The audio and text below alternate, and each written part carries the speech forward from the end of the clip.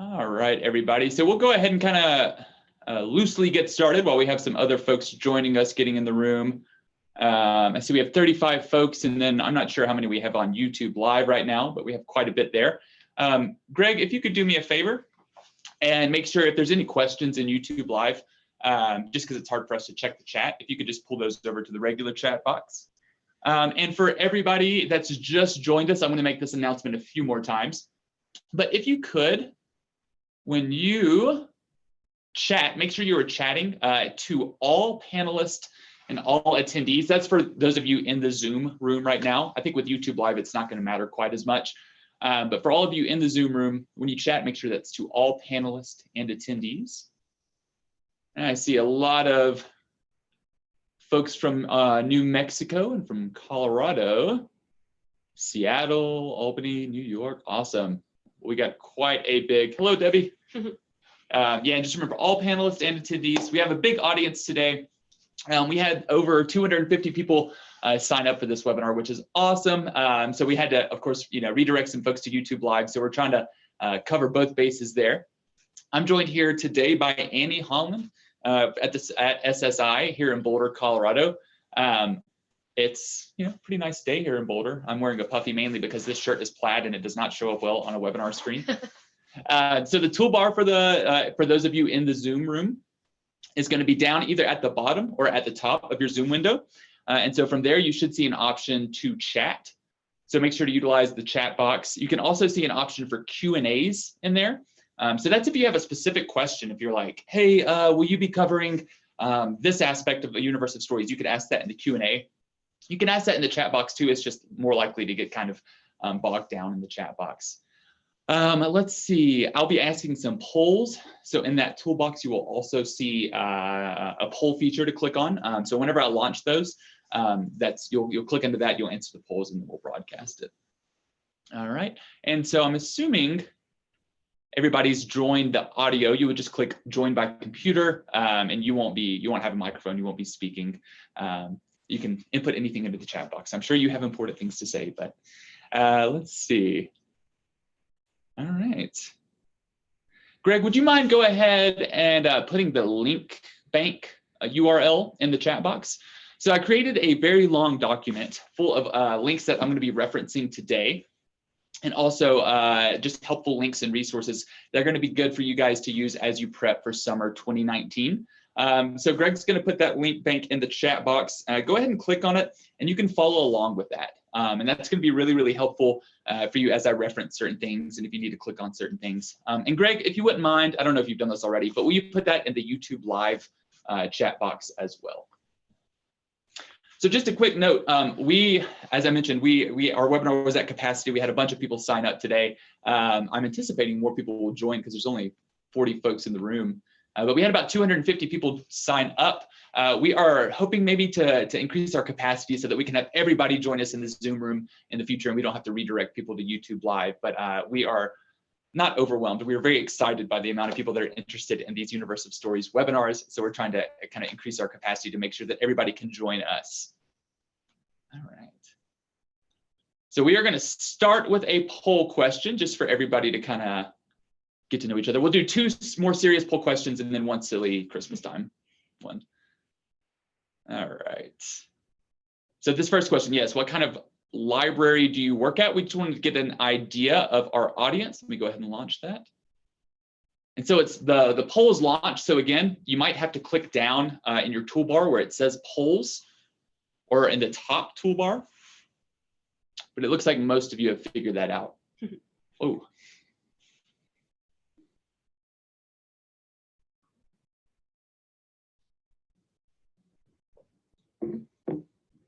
And we'll give you all just a few more seconds to answer. It looks like the overwhelming amount of people in here are working at a public library. Greg, is that the case in the YouTube Live room as well? Are people indicating that? YouTube is the same. Okay, great. I'm going to end that, and I'll go ahead and share the results just so everyone can see. So yeah, 96% from a public library, only one state librarian. If you're in the chat box, our state librarian, would you mind letting us know what library you're from?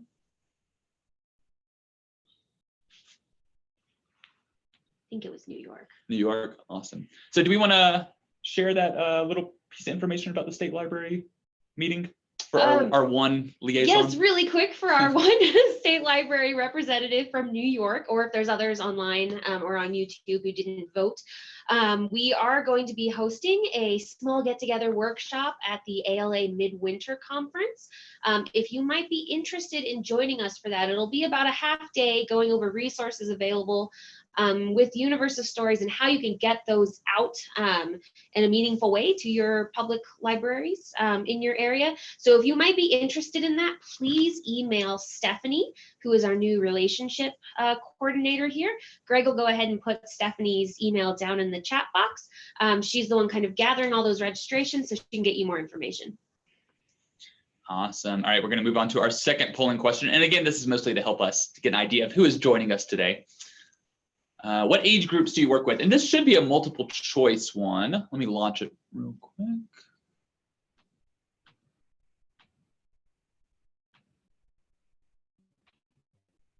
All right. So yeah, what patron age group do you work with? And you are welcome to input multiple answers for this.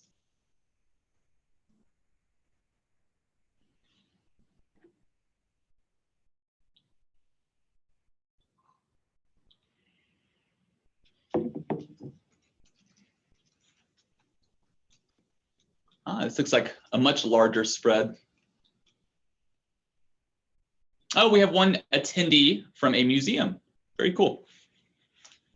It's more meant for libraries, but I think they could still get a lot of useful resources out of it. All right, I'm gonna give you guys about 5 more seconds for responses.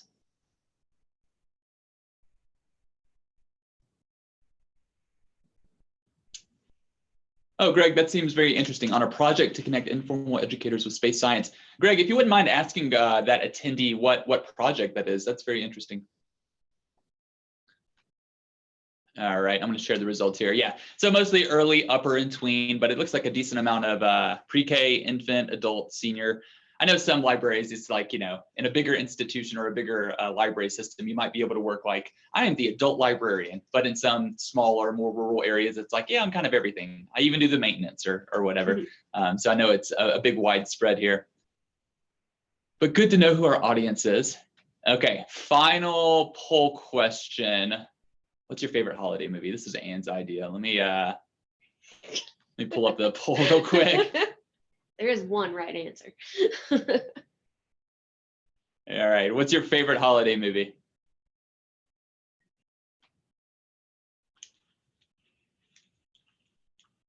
And no fighting in the chat box either on this one.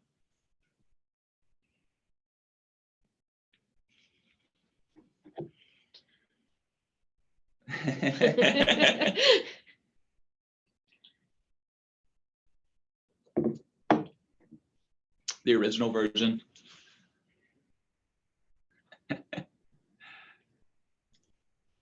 So for those of you on YouTube Live, if you can't see the chat box, somebody is suggesting National Lampoon's Christmas Vacation. I'm just far too sophisticated to be into that kind of humor, you know? Yeah. All right. Well, for the sake of time, I will share these results. Actually, the number one answer was other. I don't know, what's your favorite out of these? Die Hard is the only right answer. See, I've never seen Die Hard. Elf is probably my favorite. Acceptable. Yeah. All right. So good to get that out of the way. Good to know our audience who we're working with here. Just to give you a little bit of a background on today's agenda. So we're going to do some introduction and reminders. Andy's going to give you a brief background on StarNet, which is our organization that's and a website, a community of practice. It's a lot of different things. So Andy's going to talk a little bit about that. And then I'm going to go into this like big resource dump for you all. I'm going to go over, oh, very cool, Greg. I'm going to go over a few different avenues that you all can go to find valuable resources through our StarNet website, a couple of NASA resources, and then some good CSLP resources. And then finally, I have some very exciting webinar announcements for the beginning of 2019, or exciting for me at least, that are going to relate to the universe of stories. So I'm going to announce those and go ahead and let you guys register for those. This will be the first time they've been publicly released. And so let's see here. The idea for this webinar, just to give you all some background, we have been lucky enough to do a few in-person workshops on some facilitation activity, or some activities to facilitate for the universe of stories. And we only have a limited amount of time with these participants at these workshops. And so it's kind of like we don't really want to spend a lot of time going through going through slides and going through websites and things like that. So instead, we were like, let's save this for a webinar. Let's really kind of do this big resource dump and really expand on what we have to offer online and so on in a webinar. So we don't, waste times at these workshops. So anyway, we did that and we decided we might as well invite everybody to come see these awesome StarNet and NASA and CSLP resources. And here we are. So you may have heard some of this information already, especially if you're really familiar with StarNet. Some of this might seem familiar to you. If you are new to STEM, if you're new to STEM and libraries, this should be some brand new information for you and valuable at that as well. Okay, so the universe of stories, not quite yet. The universe of stories, of course, is the 2019 summer reading theme. We are lucky enough to collaborate with the Collaborative Summer Library Program. It's a lot of acronyms. And we're going to support upwards of 16,000 libraries in these efforts. So these are going to be done through just a lot of resources that we're making accessible to you that we're going to be talking about today. Also, in terms of training and professional development, we're going to be doing hands-on activity webinars throughout kind of the lead up to the 2019 summer reading theme. So anyway, there's a whole slew of resources coming at you from StarNet. So we're just excited to be able to kind of partner with CSLP for such a very fun topic. So we're going to be talking again, our organization, starnetlibraries.org. You can go ahead and get a head start by logging on and signing up for our newsletter. And then we'll be talking about the STEM Activity Clearinghouse, where we have about, 80 plus CSLP or Universe of Stories-esque, I'll just say space science activities that you can facilitate in your library. I'll get more into it, but the clearinghouse is specifically designed for librarians that want to facilitate STEM activities. So the activities aren't like crazy rocket science level that require, hundreds of dollars worth of equipment. They are very accessible for libraries. Okay, Annie, I'm going to let you kind of give us a little background on StarNet, who it is, what we do, who we serve, and all that good stuff. Afraid to move that and unplug everything. Scary. That's far enough. That's totally fine.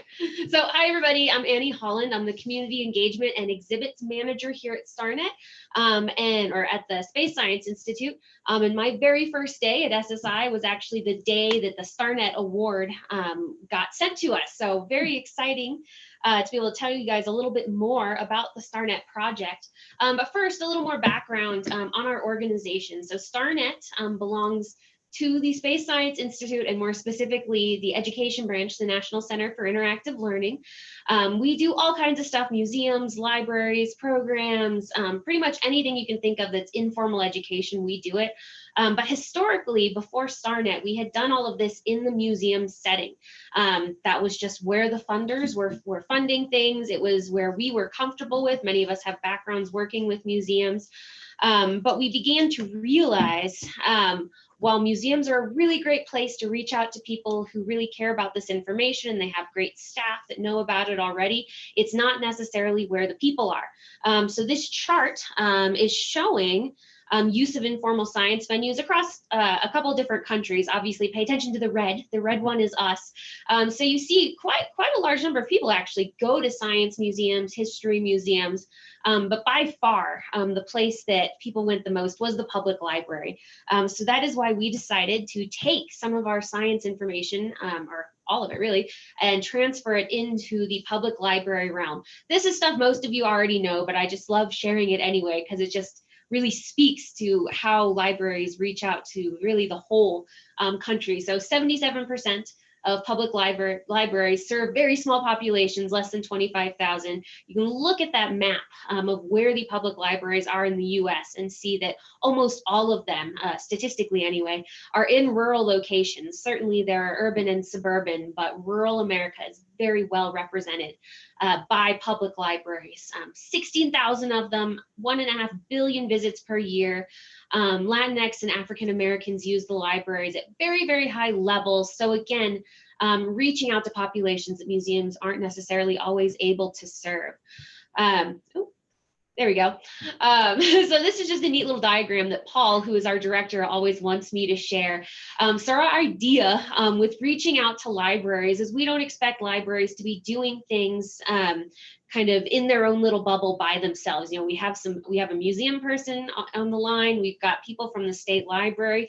We expect, and we have seen that libraries are reaching out to their communities, creating learning ecosystems. Some libraries have done our community dialogues with us. We'll talk more about that. Every librarian I've met does some form of community engagement. And we're hoping and we're seeing that this is leading to the possibility of collective impact in the communities that these libraries are serving. Collective impact, just a fancy way of saying a big community-wide initiative that is tackling issues or concerns of the entire community, not just a subset. Oh, sorry. So quickly, some StarNet project statistics. Brooks is already tapping his watch at me. No, you're good. You're good. So to date, and this actually, the numbers are actually a little higher now. More than 1.5 million patrons have visited StarNet exhibitions. When we first started this program, it was exhibits to public libraries, and we've increased that to kits, to training, and to all these other things. More than 200,000 patrons attended StarNet programs. That number is now almost up to 1 million when you include our NASA at My Library programs. And over 8,000 people have joined the StarNet online community. Certainly, I'm assuming a lot of you are already part of that community, but if not, we'll convince you that you need to by the end here. So just some really lovely pictures of some of the things that StarNet is doing. So up towards the left there's a girl picking up a meteorite sample in an exhibit that's bolted down to the table. We've got some examples of training at, gosh, I think that might be the American Library Association conference, and just some more images of all the great programs that we might provide the tools for, but again, the library staff is doing all the heavy lifting to bring these things to their patrons. I would be remiss to not talk about the eclipse because it was all I did in 2017. So again, just pointing out that it's not just big urban libraries that are doing great work. It is libraries all across the country. If you guys remember from my second slide, that picture of where are the libraries, it almost perfectly matches this picture of what libraries did eclipse events in 2017. And it wasn't just people along the path of totality, it was all of you. And I think you've really shown various different funders and other STEM and informal education organizations that libraries are really in this to do STEM. So congratulations to all of you on that. That map is amazing. And then my very last slide, Brooks, I promise. These are just some of the images of events, again, that happened happened at libraries during the eclipse. You know, we sent out information, but again, libraries really did all the work. We wouldn't have been able to facilitate more than a handful of events without all of your support. So these are just some of the great pictures that you guys have sent in to us. I do believe that's the last one. Yep, great. All right, thank you, Annie. Yeah, and I'll just say I came from a museum background. I know Annie did too, and I've worked with librarians for 2 years, and you guys are so easy to advocate for because you do so much amazing stuff. You're the last, one of the last places of truly free, inclusive resources. So thank you. So what we're gonna do now is kind of just move on to like I said, a big resource dump, if you will. Greg, one more time, in case anybody else has joined us, would you mind putting the link bank in the YouTube live chat box and in the Zoom chat box? And that way you can follow along with us. If you have any questions at any point, we will try to do a Q&A. It's kind of hard to ensure that we have enough time, but I think we'll have time to do a Q&A at the end. Or if you have a question in the middle, you can use the Q&A function on your toolbar to ask a question. So we will go straight to the StarNet website. Let me pull it up real quick.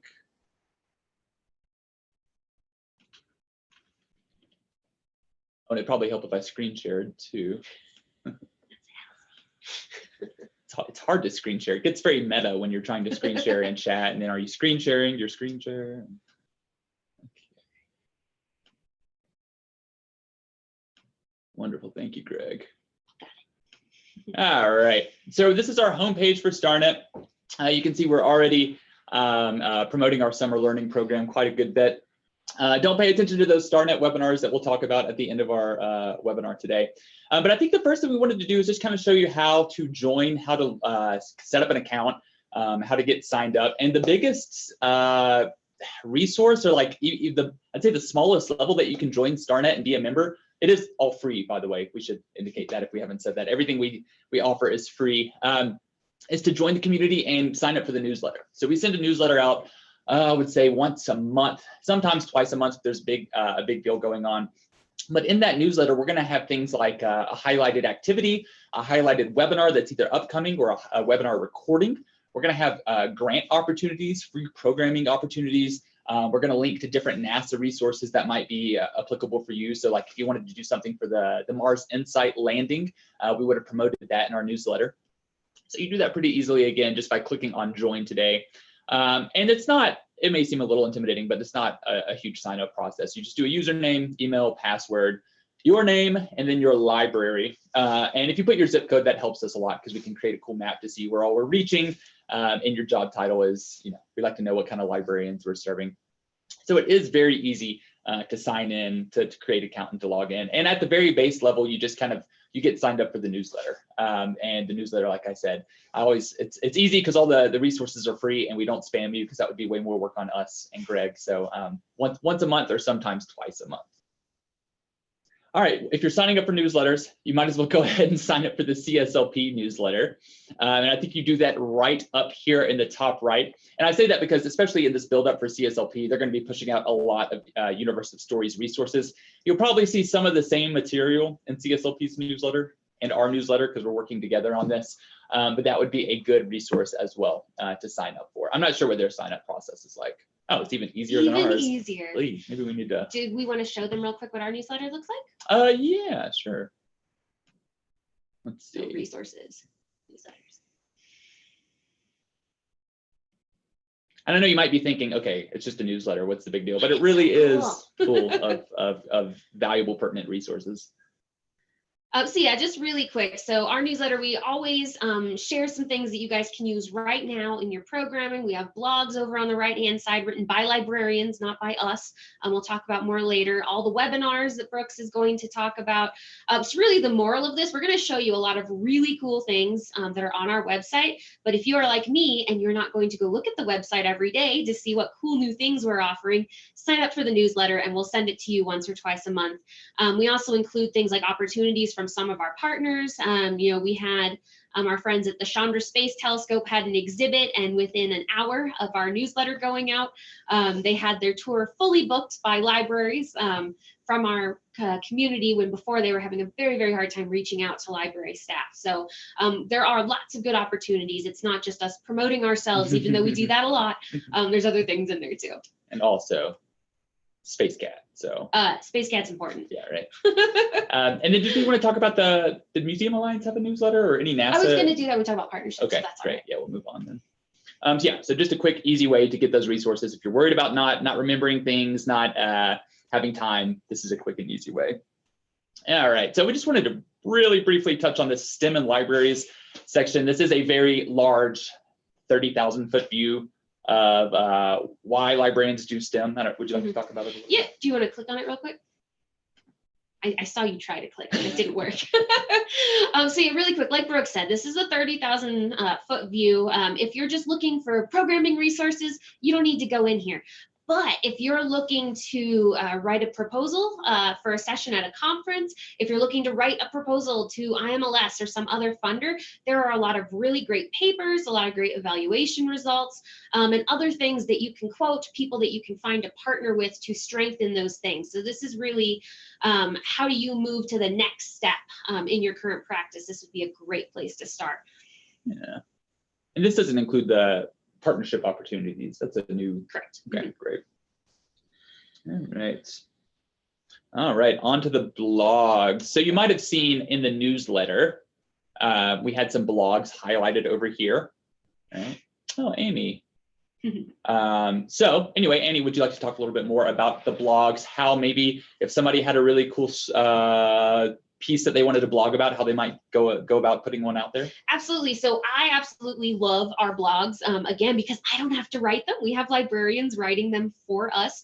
If you have a really cool topic that you think you'd like to share with the community, you can just send us that story along with a picture, and we'll publish it for you, or we'll give you publishing rights if you've got a couple ideas. This is the perfect opportunity to announce, though, our bloggers that are blogging at least once a month, I am able to pay a small number of them. So it is that time of year again when I'm soliciting for new bloggers. That's a hard word to say 12 times. Many of our bloggers are staying on, but I am looking for a few others. So if you're interested in doing that, again, it's a commitment of 1 blog post a month. I believe in you, you can do it. So if you want to send me a writing sample, I am more than happy to look at those and consider adding you to our team. But again, like Brooke said, if you just have kind of a one-off thing that you want to share, you've written something for your library's blog or newsletter, just go ahead and send us the content, and we're happy to share and post it for you. Yeah, and I don't get on here and check these enough. There's really great stuff, awesome. And they're consistently written and consistently updated. And if you're just looking for a nice, easy 5-minute way to start your morning before you dive into the hundreds of emails that you have, get on, check out some like the most recent blog. It really is a nice way to stay connected. I have one I need to update on here too. Will you pay me for that? No, I'll give you candy. It's payment. All right. So on to conferences. Now this is kind of I know we go to a lot of conferences to do hands-on sessions and to have a booth to disseminate our StarNet resources. I know you all aren't going to every single conference out there. And if you are, you know what sessions you want to go to. But I say this more so because maybe you go to a conference, you see that StarNet's going to be there, but you can't attend our session. We post all of our stuff on a website called SlideShare, which should be in your link bank. And so there's a lot of valuable, if you just go to NCIL-StarNet, and again, that's in that link bank, you can find all of the webinar presentations, and then you can find all of our conference presentations as well. So I'm not going to go through and find one. You guys know what a conference session PowerPoint looks like. Or if you saw us 2 years ago at like ALA or something, and you're thinking, oh my gosh, what was that one thing you were talking about? Going to our NCIL SlideShare is a good place to access all those old slides. Another thing, I mentioned us doing these some STEM workshops, trying to get, it's a very select, unfortunately, a group of people that we're working with to get them prepped for 2019, but we do have those slides up there as well that we're updating. So you could go and access those. You could see what we're really hitting on, what we're really emphasizing, and those would be Colorado, New Mexico, and we'll keep updating those as we do more and more of those. Yeah. No, I was just saying, I realize I need to add my slides to this. You do need to add your slides. None of those are mine. Yeah. So just a good place to access that. If you're wondering about upcoming conferences, you can go to our resources and then down to our conferences pages. We only have one up there right now in January. Gosh, I think, when do things kick off? Maybe in June. From June to October, we'll be at June to December. Yeah. Every acronym you can think of, every conference we'll be at. Well, we will be at ALA. We'll be at ARSL, YALSA, CAL. The Rural and Small Libraries, Young Adult Library Services Association Symposium. We'll be at the Colorado Association of Libraries. So we're around, and usually we have a session where we would be doing fun hands-on activities. All right, and you're going to spend less than 2 minutes on the community dialogues page because that might be a future. I can do it. This doesn't count until you actually get to the page. Go. Excellent, guys. So community dialogues are a program that we developed for our Discover Health, Descubre la Salud program, and we continued in NASA at my library and Project Build, for those of you who are familiar with our programs. In essence, we're providing the tools and templates to help libraries reach out to their communities to better serve underserved and underrepresented audiences, and also find out what STEM resources or partners you already have in your community. Because of our NASA and NSF funding, obviously we focus a lot on STEM when we're talking about doing these, but many libraries have done these just focused on how to reach out to audiences. So really quickly, you guys can look at this website, but I did want to point out 2 resources on here. The first one is our community dialogue guide. Do I have to actually click? Yes, I do. So this guide, again, we spent quite a bit of time writing this, quite a lot of different funders that we had. And I'll just scroll through it really quick. A lot of great quotes. Now, the quotes feel self-serving for a second until you realize you guys can actually use these quotes when you are trying to convince your director or try to convince other people that they want to come to these dialogues, see all the great successes that other people have had, and feel free to use their words to promote why this is a great idea in your community. You're also welcome to use any of the pictures or any of the language that is in this guide. We have written it for your use. Again, just scrolling to show you, we really did put the time into this. This is not a complicated idea, right? Everyone knows we should reach out to the community, but seeing that other people have done it successfully and have done it to the audiences that you're trying to reach, I think does make it a little easier to make the kind of sell to do that. So please do take a look at this resource. The last thing I wanted to point out, I'm not going to click on it because I think it opens as a Word doc.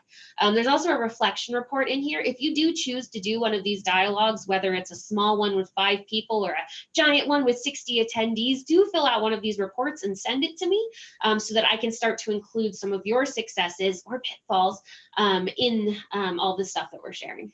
Awesome. And I know I gave you 2 minutes, but what stands out to me about this idea of a community dialogue is bringing people together for a conversation at your library to get a better understanding of what the community needs.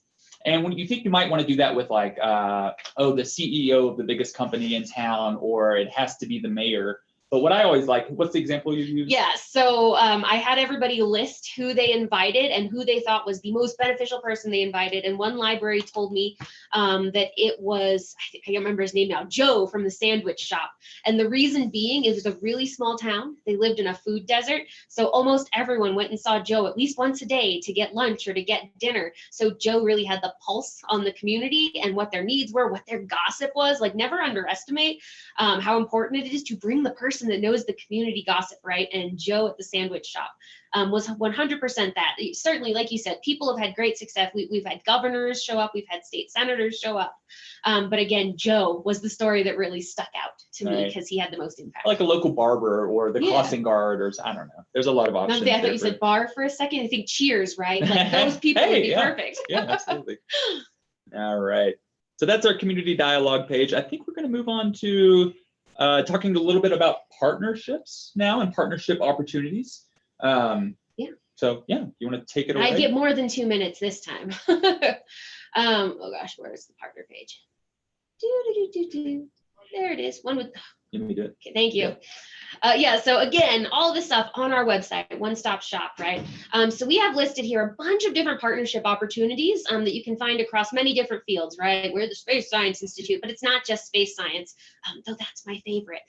Stuff that we have in here, how to connect with different engineering groups, with after-school groups, science teachers, some resources on diverse audiences. So I'm just going to open up one of these real quick. So let's say your heart's greatest desire, right? Because Universe of Stories is coming up, is you want to connect with NASA people. I'm really bad at clicking. NASA people. So again, once you click into partnership opportunities and then go to NASA, we have all of these amazing buttons for you. These are all NASA resources that are either stuff or people that are obligated to try to work with you. So what I mean when I say that is they can't say yes to every request that is brought forward to them, but they will certainly try. Now, knowing that there are 16,000 public libraries potentially participating in Universe of Stories this summer, if you are interested in any of these opportunities, I would suggest you reach out now. The ones that I think libraries have had the greatest success with are the first two on here, the Night Sky Network and the Solar System Ambassadors. We have whole webinars about how to reach out to these people, so I'm not going to harp on it too long. But again, their participation at libraries has increased like 500% for one of them, tenfold in the other. I don't remember which is which, but they are willing and excited to come to libraries, and they do have a lot of availability in more rural areas. NASA Speakers Bureau, that one's a little harder. It's worth asking. This would mean a scientist from a center would come out to your venue, but that means that you have to be close to a center. If you don't know what a NASA center is, probably you're not close to one. The resource I wanted to spend a little more time here is NASA's Museum Alliance, which I think Brooks opened for me up here. So the Museum Alliance is fantastic. So you can think about Museum Alliance as start it, but for museums. But the great thing is they've expanded. They're not just museums anymore. There are many, many libraries that are part of NASA's Museum Alliance and that are benefiting from all of the great services they provide. So one of those things, really easy, is just a calendar of events. If you want people who are interested in space science near you to know that you're doing an amazing event at your library, you can add it to the Museum Alliance calendar, and that will alert people to that event. You can include registration so that you can know who's coming. You can include links for people to sign up as volunteers. Really, whatever you want to do in that calendar notification so that people know about it, you're welcome to do. That's why Christine Shupla couldn't join the webinar today. Because she's doing that one. Oh, that's so funny.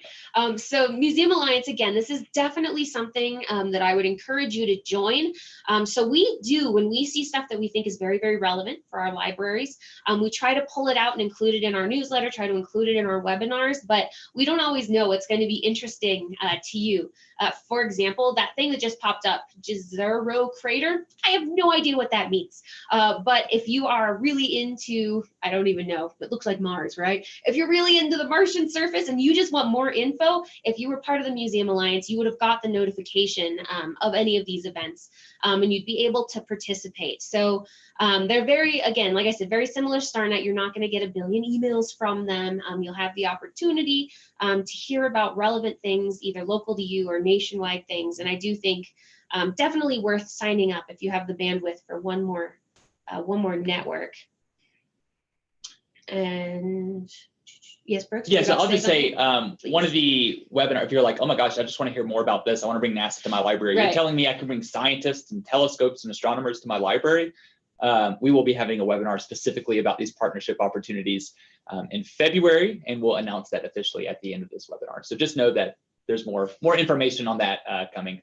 Absolutely. And I wanted to open up this engineering one real quick too, just to remind you, yes, I love NASA. I've got my Apollo 50th sweater on here, but we are more than NASA. Brooks is going to talk to you later about a webinar about engineering activities, right? Or a pre-existing one? Yeah.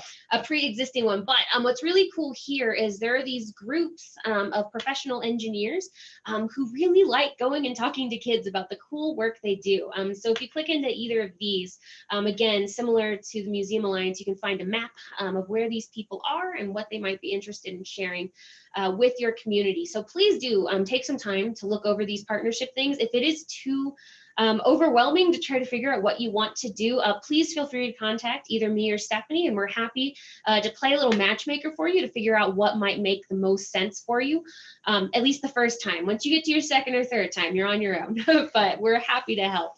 And I think I probably went over all of my time, so it's all right.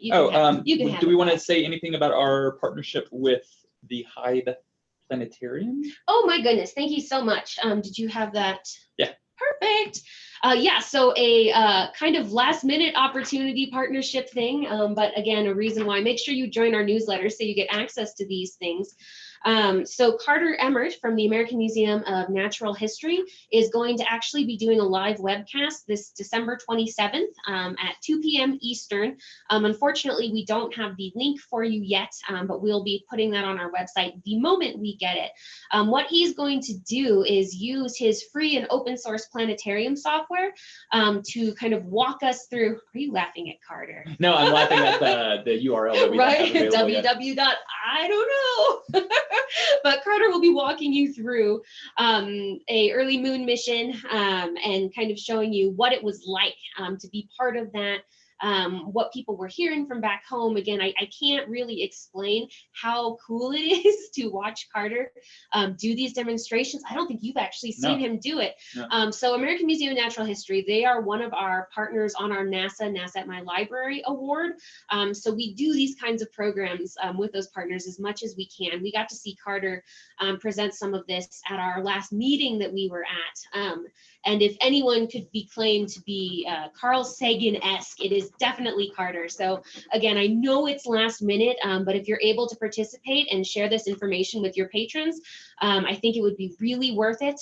We are going to do another version of this kind of later in the spring, which we will have much more information on. Yes, absolutely, Debo, you can stream the program. For those of you on YouTube Live, somebody's asking, can we stream this program for patrons at our library? Yes, 100%. I think that's that maybe is even the what intent. it's, yeah. Yes. I mean, if you aren't able to do that, go hide and watch it at your desk or sneak it on your phone at circulation, right? Yeah, we will give you much more warning for the next one. We do apologize. This was kind of thrown together last minute, but it will be very cool. Yeah. Thank you for the reminder. Oh, yeah. And yeah, he doesn't, your standard, astronomist you might think of with glasses or whatever stereotype. He does not look like he falls into Carter's very cool. Yeah. All right. So I do want to show you all, I'm going to move pretty quickly on this, but our events pages. So right now for 2019, our big event is the Universe of Stories, the summer reading program. But like last year, we had a whole slew of STEM events that we, if you're looking for ideas for programming to do at your library, you could just consult this list and you could see, oh, Engineers Week is this week, or, International Observe the Moon Night is this day. So we could do programming around that. And usually I'll do a webinar around those events. Again, this year is a little bit different because we have such a big singular event. But I will show you, okay, so this is our events page. And I'll just go ahead and show you the Universe of Stories page, even though we might change it around a little bit. Fine. Yeah. So our events page it's kind of meant to bring all the resources together into one place. So to bring all the activity resources, whether that's how-to videos, activity guides, planetarium software that you could use at your library, high definition videos from NASA and things like that. And we bring them all into one place. So again, this is our Universe of Stories page. This might evolve as things get moving into a Summer of Space page, just to kind of include a few different things. But you can see here we have a registration. So we are giving away 2 Orion Starblast telescopes. If you register your library with us as part of the Universe of Stories Summer Learning, it doesn't cost anything, and pretty much the only thing that happens is you get your name on a map. And people can see that you're doing Universe of Stories and can contact you about any programming. And as a warning, I know a lot of you might have just went into a little shock because of the eclipse. This is not for the public to contact you. This is for NASA partners or other partners who want to share their space science expertise to know, oh great, this library in my town is playing along. We're not putting your contact information on there, just your website. So they'll either call you or they can contact us. And if you opt into that, we can provide your information, but it will not be publicly available like the eclipse. Thank you for clarifying. Sorry. So I guess high reward, low risk for you. And at the very bottom, we have all of our programming resources listed out here. So different NASA web pages that you can access, like the Apollo 50th anniversary page is great. And then we have some STEM activities that are specifically good for the Universe of Stories or your Summer of Space, or whatever you want to call it, 2019 summer reading theme. The other events page we have up here is for Engineers Week. So something, if you're looking to do engineering programming, that would be a great week to do it. We have a lot of resources put together for you here. Our video that we did for this last year, you can watch a recording of that. We highlight a few great engineering activities, a few other programming resources as well. So those events pages, if you hear of something big coming up, so like the Mars Insight launch and landing, that would have been a great place to go to get resources for that. Or International Observe the Moon Night, or any big NASA STEM events. All right, how are we doing on time? Not great. I want to talk a little bit about, personally, my favorite part of StarNet, and actually what this whole webinar was about from the beginning, but then it kind of got bombarded with other content, our STEM Activity Clearinghouse. So the STEM Activity Clearinghouse, and you can see the URL right up there, kind of started as a way to provide high quality vetted, really important that it's vetted, resources specifically for library staff that are doing STEM. So we know that the STEM activities that you do at a library, they might be different than STEM activities you do at a science center or a museum, where they might have different equipment or people with different levels of expertise. I know we work with a lot of STEM superstars that are really smart and really good at their jobs and really know a lot about science. But we also work with some librarians that are like, hey, I want to do these activities with my patrons, but this isn't my expertise. I'm not comfortable with this. I don't want to give them the wrong information. What kind of activities do you have like that? So right now we have about 200 of these on the STEM Activity Clearinghouse, and we've tried to kind of integrate them in a way that makes sense and makes them easy to find. So the first step would be to go to the STEM Activity Clearinghouse. And let's say you're like, I got a few minutes. I just want to see what you have.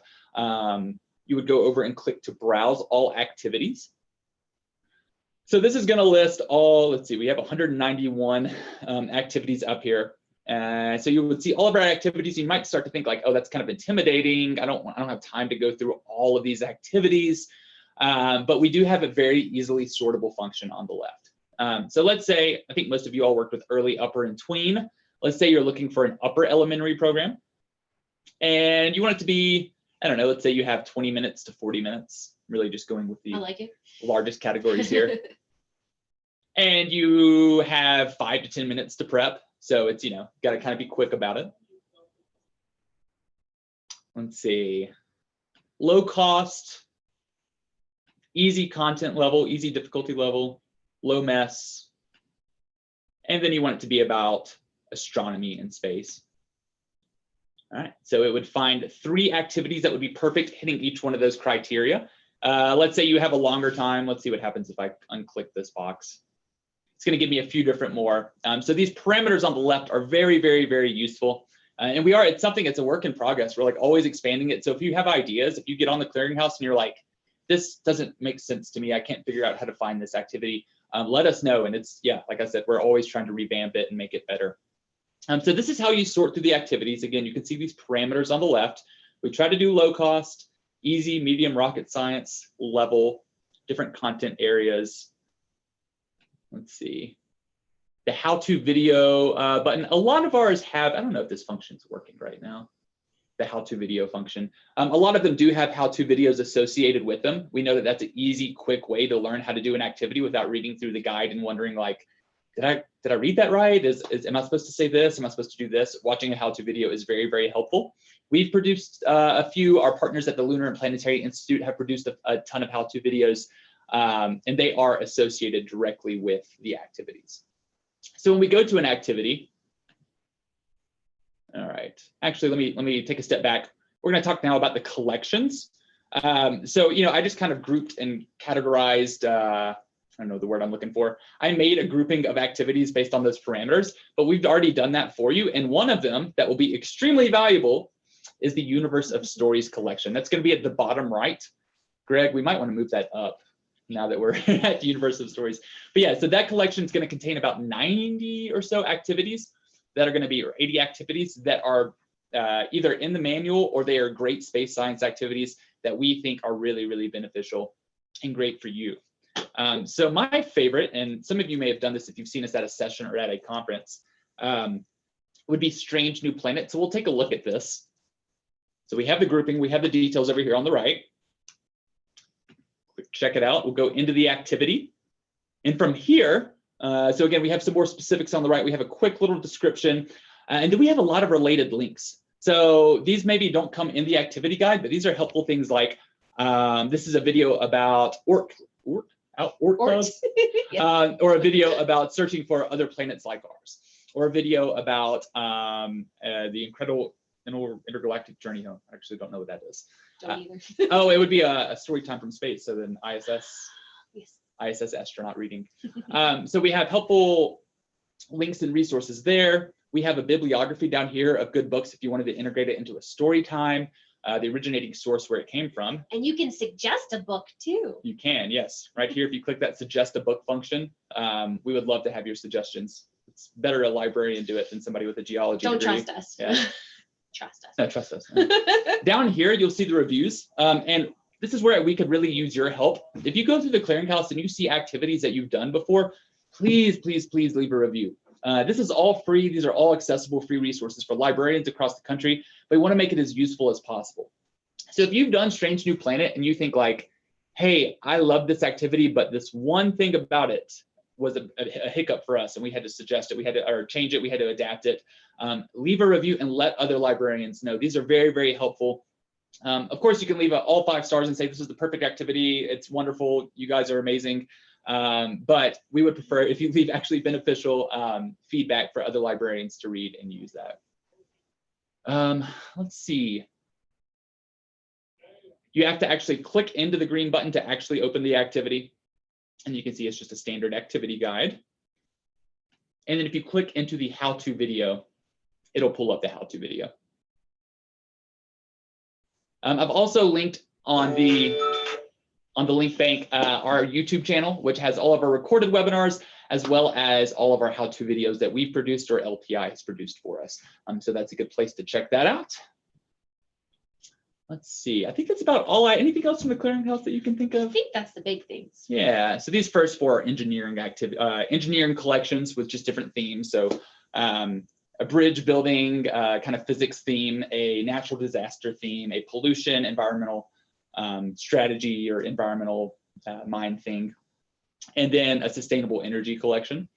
So yeah, check those out. If you have any suggestions, let us know. Again, this is for you. It is a free resource for you. So let us know how we can change it to make it better. Okay, a little like forget whether I've said things already or not. I think the last thing before we get into a Q&A would be going to our webinar section. As I mentioned, I have 3 new webinars that Greg launched literally right before this webinar started that I'll introduce to you. But first, I want to show you some past webinars that if you have the time, I would totally recommend viewing these.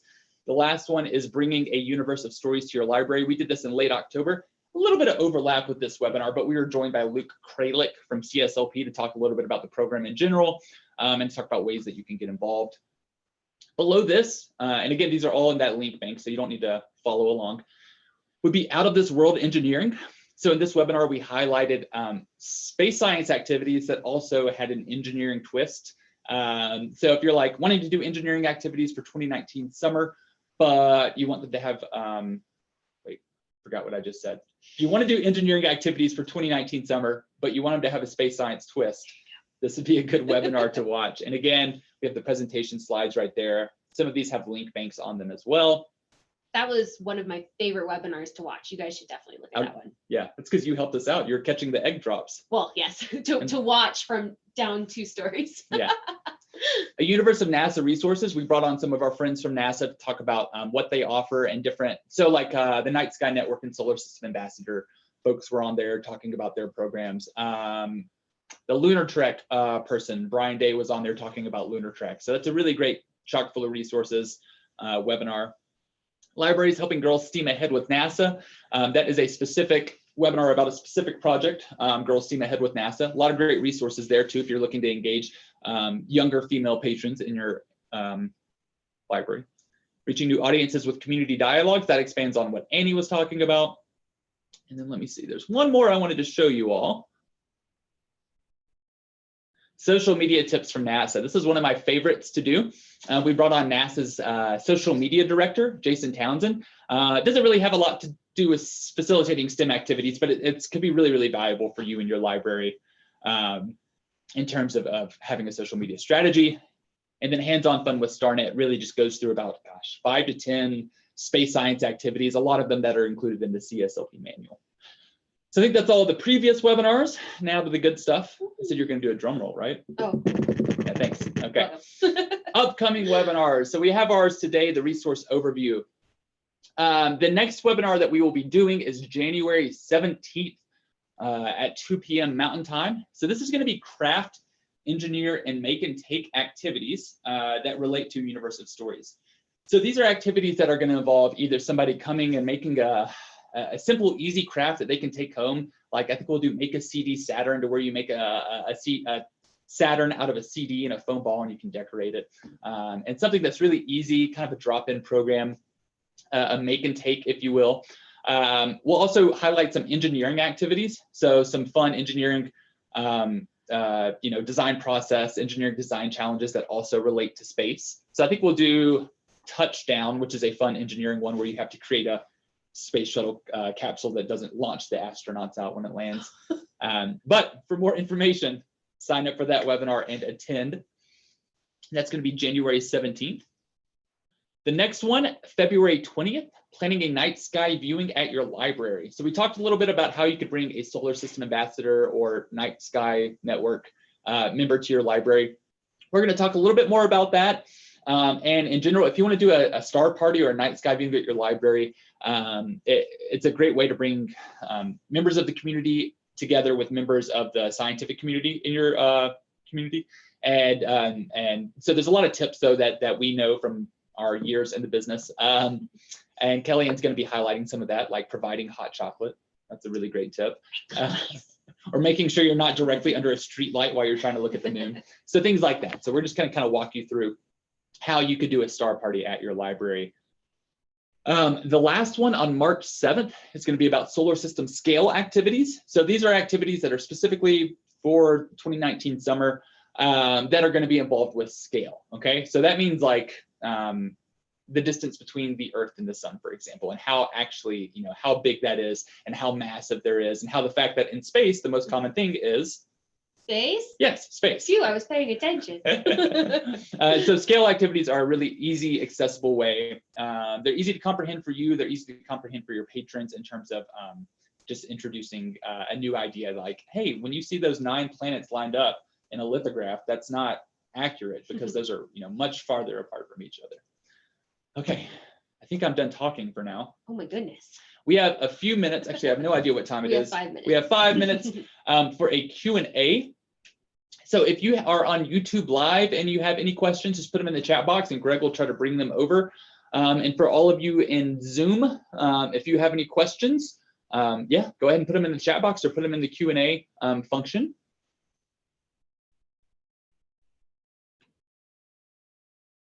I'm gonna go ahead and stop sharing. You need some Jeopardy music?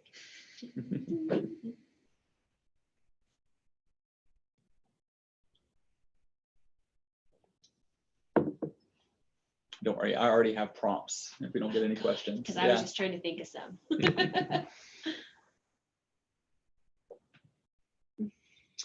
So Leslie is saying, I didn't know that you had so many, again, ready-made activities. So yeah, we we try to do a lot of like, I've done in some webinars, I've highlighted example programs that you could do. So like for in the last webinar, I highlighted for the Mars Insight landing. If you were looking for programming ideas for that, I brought out a few different activities for that you could do. So yeah, we do have a lot of ready-made activities that you can immediately, you don't really have to buy any expensive materials or any expensive technology. A lot of it you can just use from stuff that you find in your closet at your library that you already have.